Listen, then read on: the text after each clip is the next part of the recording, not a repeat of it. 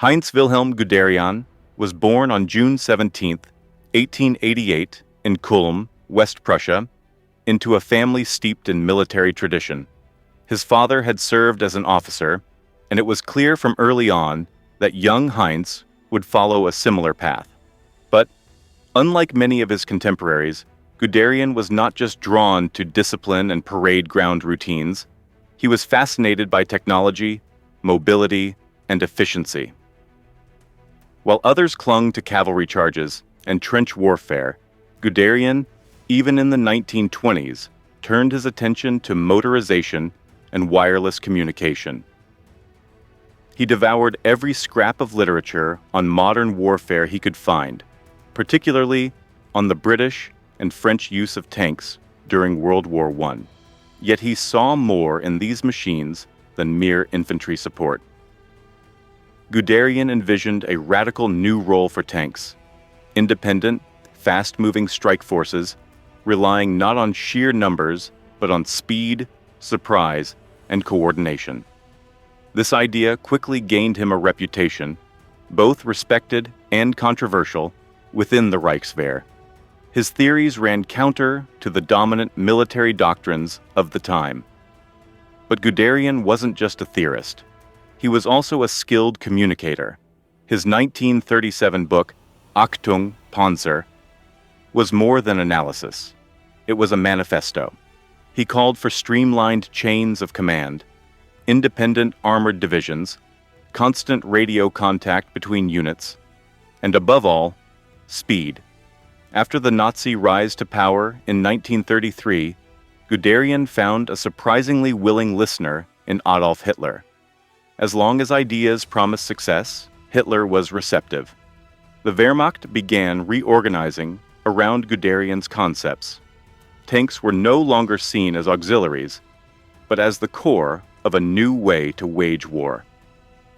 Guderian rose quickly, first to colonel, then major general, and ultimately to General der Panzertruppen.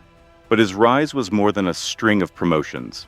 Guderian firmly believed the future of warfare was mobile, and that victory would belong not to those with the most troops, but to those who moved fastest. In 1939, he got the chance to prove it, leading an armored division into Poland.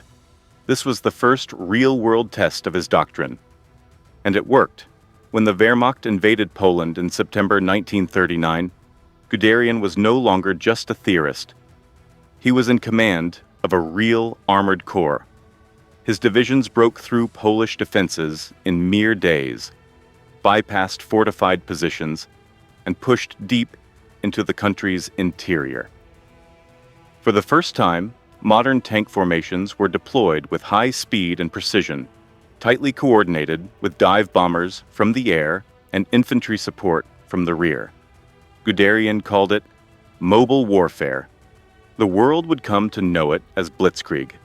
But the true validation of his ideas came a year later, in May 1940, during the campaign in the West. As Allied generals prepared for another drawn-out trench war, Guderian did something entirely unexpected. He led his forces through the Ardennes, a wooded region considered impassable to tanks, and that's exactly where he struck. In a matter of days, his armored units reached the Meuse River, crossed it at Sedan, and drove rapidly west toward the English Channel. French forces were overwhelmed by the pace. Supply lines were severed, command structures shattered. Within weeks, France fell. Guderian was hailed as a hero, praised by Hitler, respected abroad, feared by his enemies. But his aggressive pace and tendency to exceed orders also brought conflict with his superiors. More than once, he pushed beyond authorized limits. His response? Don't fiddle. Smash! It became his credo. In 1941, the focus shifted east. Operation Barbarossa, the invasion of the Soviet Union. Guderian now commanded Panzer Group II, one of the main thrusts toward Moscow.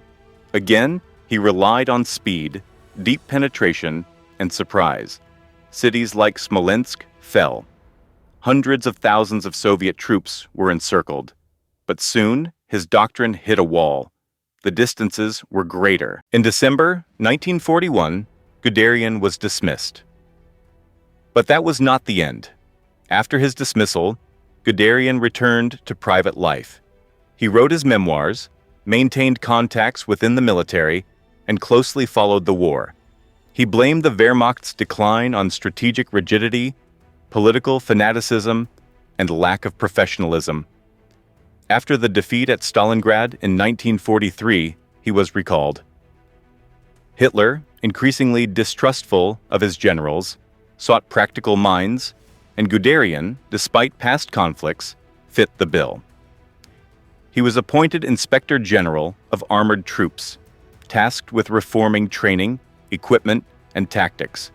He worked energetically, pushing for improved communication between armor and infantry, better tank designs like the Panther and Tiger, and smarter use of dwindling resources. He clashed with ideological interference in officer selection, but Hitler's erratic leadership often blocked progress. After the failed July 20th assassination attempt on Hitler in 1944, Guderian was again promoted to Chief of the General Staff of the Army. In theory, he now oversaw all land operations.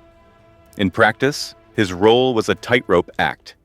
He tried to preserve military rationality in an increasingly irrational system. Guderian condemned the coup attempt, despite knowing many conspirators. He was a nationalist conservative, not a Nazi, but not a resistor either. He would later defend his choices by claiming he aimed to prevent total collapse. Critics accused him of lending credibility to a regime through his competence. As the war neared its end, Guderian became isolated.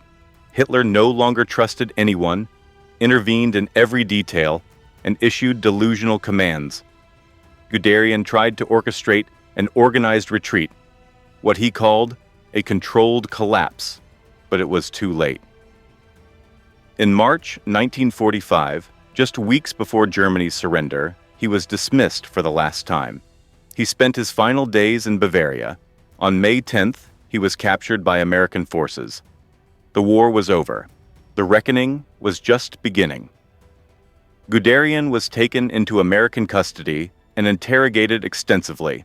As one of the highest-ranking officers to survive the war, the Allies were eager to question him about operations, Hitler, and the Nazi regime.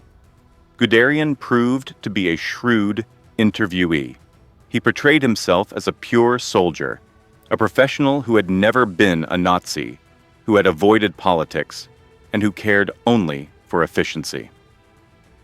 Many Allied interrogators accepted this portrayal, especially since Guderian provided valuable insights into Soviet warfare and German strategy. In 1948, he was released without charges. No formal proceedings were ever brought against him. While his units were linked to major losses of Soviet civilians and prisoners, Guderian himself was never directly implicated. Historians later judged his guilt as systemic rather than personal. In the 1950s, his memoir, Memoirs of a Soldier, became a bestseller in West Germany. In it, he cast himself as a pragmatic, professional officer, someone who modernized the Wehrmacht without aligning with its moral downfall. In the newly formed Bundeswehr, Guderian's legacy was debated but influential. Many of his tactical innovations were studied and adopted in the 1950s and 60s. Armored forces remained the backbone of the new German military. Guderian's ideas were studied at academies across the West. His military thinking outlived the ideology it once served. But the legacy remains contested. Was Guderian a reformer or a willing accomplice of a criminal regime, a pure strategist, or a man whose ambition blinded him to the politics he enabled? The truth is not simple. Heinz Guderian died on May 14, 1954, in Schwangau, Bavaria, at the age of 65. He was buried with military honors in a republic still struggling with its past. His gravestone reads only, Colonel General Heinz Guderian. No title, no comment, no explanation. If this story moved you, support our work with a like, a subscription, and hit the bell icon. Together, we can continue to explore the dark and complex chapters of our shared history. Thank you for watching.